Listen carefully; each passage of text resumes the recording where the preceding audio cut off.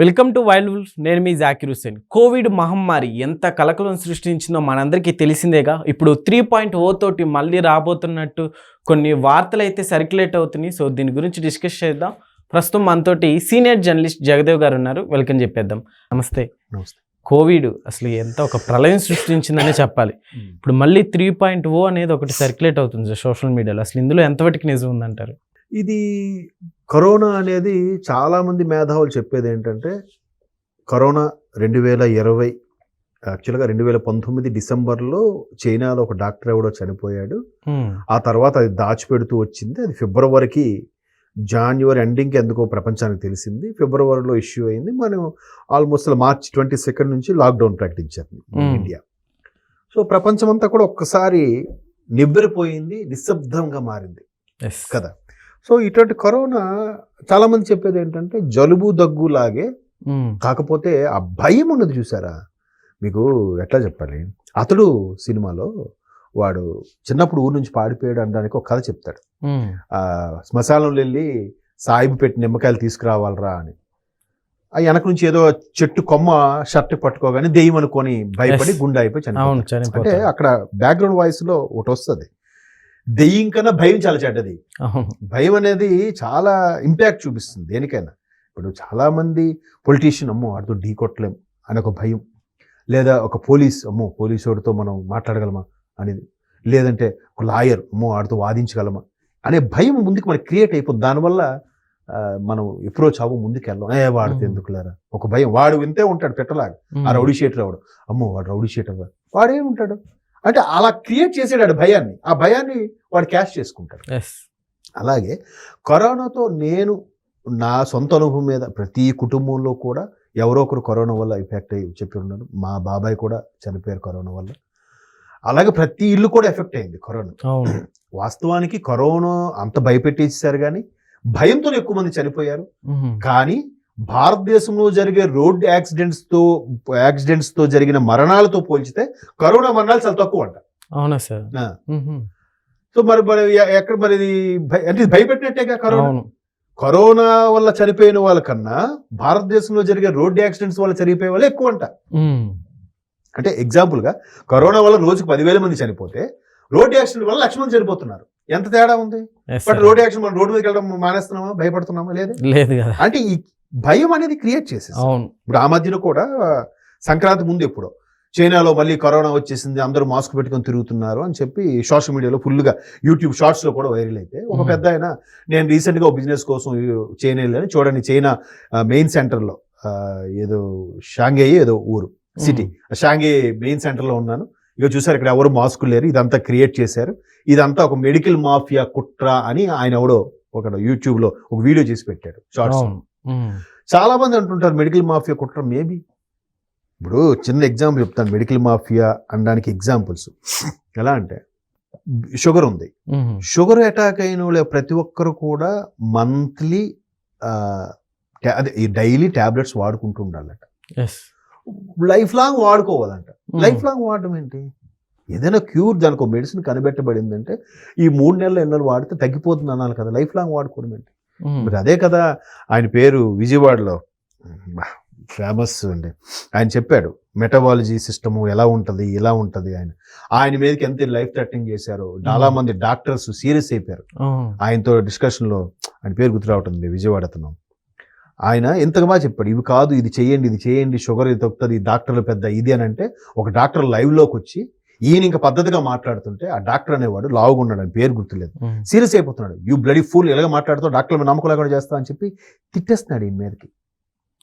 చాలా తప్పు కదా, నువ్వు ఎందుకు ఇరిటేట్ అవుతున్నావు అంటే నువ్వు చెప్పేవాడు నిజాలు చెప్పాడు కాబట్టి ఆయన ఎంతగా నువ్వు గొంతు వాయిస్తాడు, బాబు మీరు ఆయిల్ వాడకండి.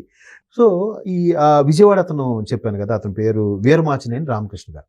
ఆయన క్లియర్ గా చెప్పాడు ఇది మెటబాలజీ ఎలాగుంటుంది, అది ఎలాగుంటుంది, దానివల్ల ఇవి పెరిగిపోతున్నాయి, దీనికి ఇది కంట్రోల్ చేయొచ్చు, షుగర్కి కంటిన్యూస్ గా టాబ్లెట్ వాడటం ఏంటి అని ఎందుకు చెప్తే ఈ డాక్టర్స్ అందరూ కత్తి కట్టారు. ఆయన మీద హత్యా ప్రయత్నం కూడా జరిగిందంట. ఓకే, ఇప్పుడు ఆయన ఏం చెప్పాడు, పల్లీలు 250 రూపాయలు ఎంతో కిలో కదా.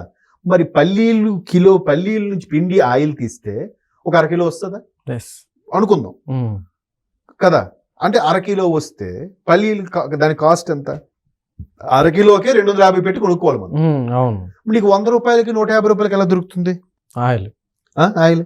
అంటే అక్కడ ఏదో కల్తీ జరుగుతుందనే ఆయన అదే చెప్పాడు. చెప్తే లైవ్ లో కూడా డాక్టర్లు యూజ్లెస్ లో నువ్వు ఏం మాట్లాడుతున్నావు అనుకోండి, డాక్టర్లు సీరియస్ ఇరిటేట్ అయిపోతున్నారు. ఇరిటేట్ అయిపోయి మరి మీరు చదువుకున్న చదువు మేధావులు MBBS, FRCS, లండన్, MD తొక్క ఏవో చెప్తారు కదా, ఎందుకు మీరు వీళ్ళందరూ దానికి ఎక్స్ప్లెనేషన్ ఇవ్వలేపారు? కొంతమంది సైలెంట్ గా ఊరుకున్నారు. అంతెందుకు మొన్న ఆయన ఎవరు కిమ్స్ చైర్మన్ కూడా, ఆయన కూడా మొన్న రీసెంట్ గా ఆయనకి పద్మ అవార్డు వచ్చింది. ఆయన కూడా ఏం చెప్పారు, చిరంజీవి గారి సినిమా వల్ల డాక్టర్స్ అంటేనే కొంచెం ఇది పోయింది అని. అంటే ఠాగూర్ సినిమాలో డాక్టర్స్ ఇలా చేస్తున్నారు, కమర్షియల్ అయిపోయింది, చాలా చోట్ల జరిగినాయి కదా సార్, జరుగుతున్నాయి కదా, జరిగింది అక్కడ సినిమాలో చూపించారు. దానికి ఆయన చిరంజీవి గారు నా ఫ్రెండే కానీ ఇలాంటి సీన్స్ తీయడం వల్ల హాస్పిటల్స్ మీద నమ్మకం పోయిందంటే చాలా జరుగుతున్నాయి, చాలా జరుగుతున్నాయి. రీసెంట్ గా మా వాళ్ళు ఒక హాస్పిటల్, గవర్నమెంట్ హాస్పిటల్ జాయిన్ అయితే వాళ్ళకి అక్కడ ఉన్న స్టాఫ్ సజెస్ట్ చేస్తున్నారు, అక్కడ బాగానే చూస్తున్నారు గవర్నమెంట్ హాస్పిటల్లో వైజాగ్ లో, బట్ మీరు పలానా హాస్పిటల్ తీసుకెళ్ళండి బాగుంటుంది ట్రీట్మెంట్ అక్కడ అంటే వీళ్ళు కమిషన్ కోసం. మీకు అర్థమైందా? సో అట్లాగా చాలా అంబులెన్స్ డ్రైవర్లు కూడా కమిషన్ అంటండి. అదే సినిమాలో కూడా చూపించాడు, నేను ఇక్కడ యాక్సిడెంట్ అయింది ఈ హాస్పిటల్ అక్కడ తేవాలా, నాకు ఎంత ఇస్తావు చెప్పని. అదేదో సినిమా విజయ్ గారి సినిమాలో చూపిస్తారు, తలపతి విజయ్లో. అంటే అట్లాంటి జరుగుతున్న నేపథ్యంలో ఎవడైనా ఒకడు కత్తి కట్టి నిలబడితే వాడే దోషి, వాడే దొంగ చిత్రీకరిస్తున్నారు. సో ఇవన్నీ ఎందుకు చెప్తున్నాను అంటే మెడికల్ మాఫియా ఒక స్కామ్.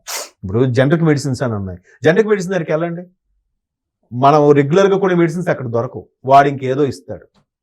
వీళ్ళు కూడా ఏదో మా తరపున కూడా ఒక మెడిసిన్ ఉండాలి కదా అన్నట్టు పెద్ద పెద్ద కంపెనీలు ఒకటి పెట్టేస్తాయి. ఎంత బెనిఫిట్ తెలుసా అంటే చాలా, రూపాయికి 10 రూపాయలు 100 రూపాయలు కూడా లాభం ఉన్నాయి మెడిసిన్స్. చాలా మంది నిత్య కళ్యాణం పచ్చతోరణం అన్నట్టు రెగ్యులర్ యూసేజ్ ఏముంటుందండి, కిరాణా ఒకటి, మెడికల్ షాప్ ఒకటి, మీరు అబ్జర్వ్ చేయండి అంతే. మెడికల్ షాప్ అది ఇంకా తిరగలేదు. సో అలాంటివి ఇవన్నీ ఎందుకు వస్తున్నాయి? ఇప్పుడు ఇదే కరోనాతో చాలా మంది కరోనా డిఫెక్ట్ వల్ల కన్నా భయంతోనే చనిపోయారు చాలా కదా.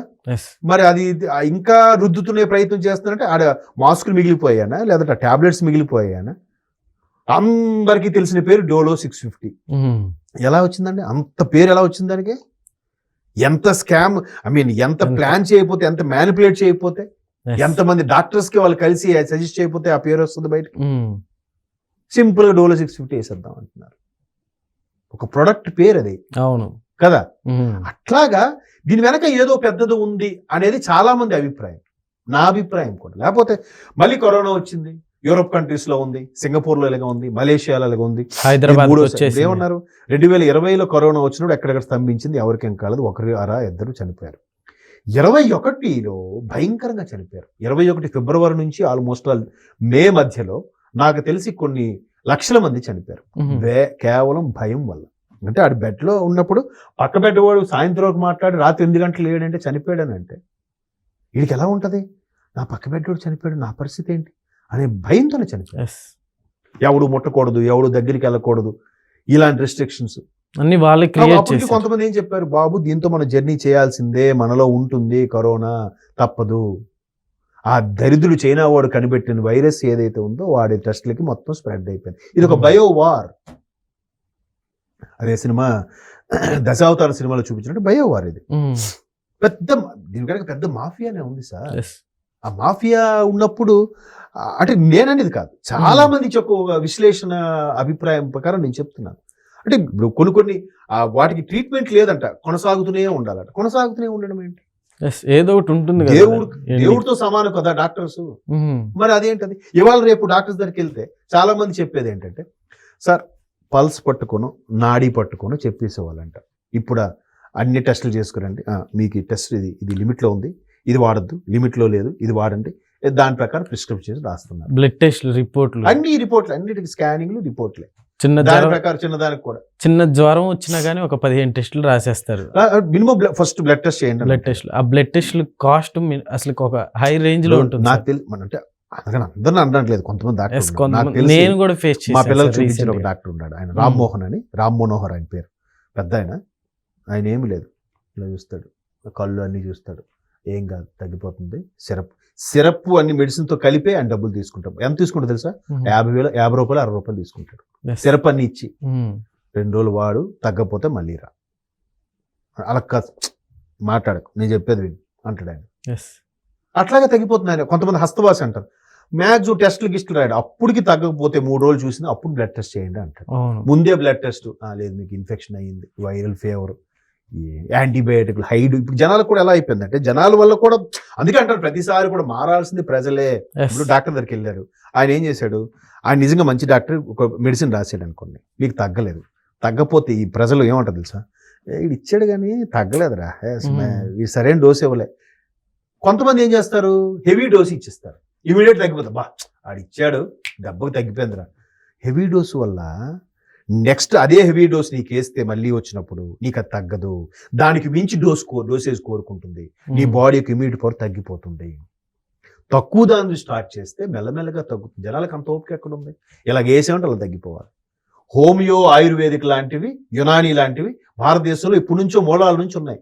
దాన్ని ఎవడు నమ్ముతాడు, నమ్మడం. అది 6 నెలలు వాడితే తగ్గుతుంది అంటారా, సంవత్సరం వాడితే తగ్గుతుంది అంటారా. వీడికి అలా కాదు, ట్యాబ్లెట్ వేయగానే ఇలా చేత్తో తీసేసినట్టు తగ్గిపోవాలి. అట్లా ఉన్నప్పుడు డాక్టర్లు కూడా అలాగే ఉన్నారు, వాళ్ళ తప్పు కాదు, మారాల్సింది మళ్ళీ ప్రజలే. సో అలా ఉన్నప్పుడు ఆ మాఫియాలో లేదంటే ఒక మాఫియా టెక్నికో లేదంటే మెడికల్ టెక్నికో నడుస్తూనే ఉంటుంది, ఎవడేం చేయలేడు, మార్చలేడు. వీరమాచినేని లాంటి వాళ్ళు, లేదంటే ఆయన ఎవరు ఇంకో ఆయన ఉంటాడు పుట్టుగా, సన్నగా రాగులు సజ్జలు తినండి అని చెప్తుంటాడు ఆయన, ఆయన చెప్పినా కూడా ఎవరు వినట్లేదు. కాబట్టి ఇంకా అలా నడుస్తూనే ఉంటుంది, ఆ ప్రజలకు హ్యాట్స్ ఆఫ్ అంతే. Okay sir, thank you.